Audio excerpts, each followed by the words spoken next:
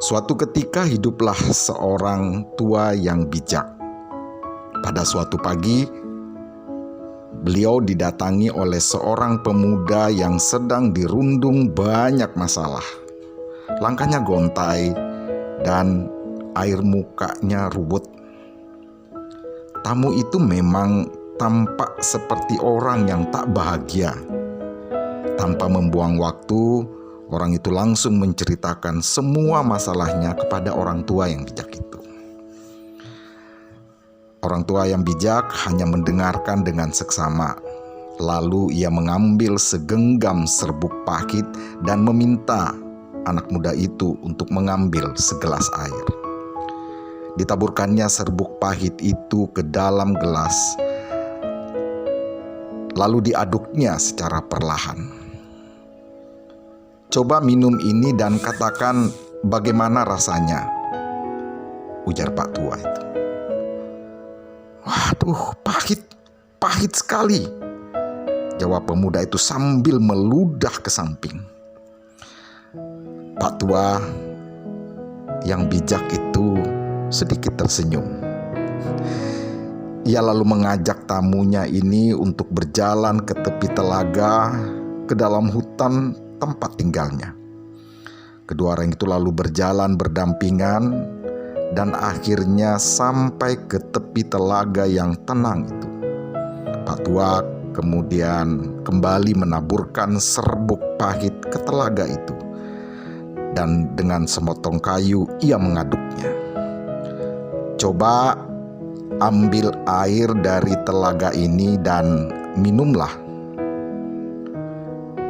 Saat tamu itu mereguk air itu, Pak tua kembali bertanya lagi kepadanya, "Bagaimana rasanya, nak?"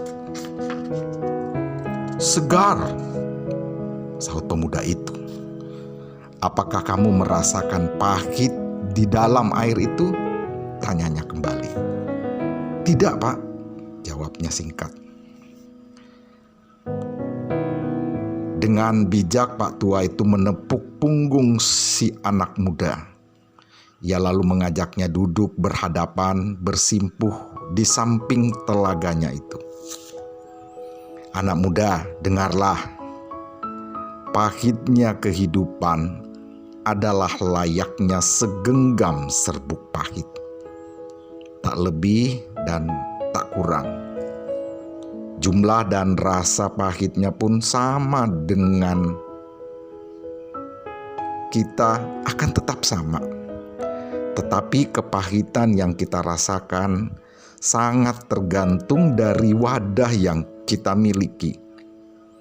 Kepahitan itu akan didasarkan dari perasaan tempat kita meletakkan segalanya. Itu semua akan tergantung dari hati kita sendiri. Jadi, saat kamu merasakan kepahitan dan kegagalan dalam hidup, hanya ada satu yang kamu dapat lakukan.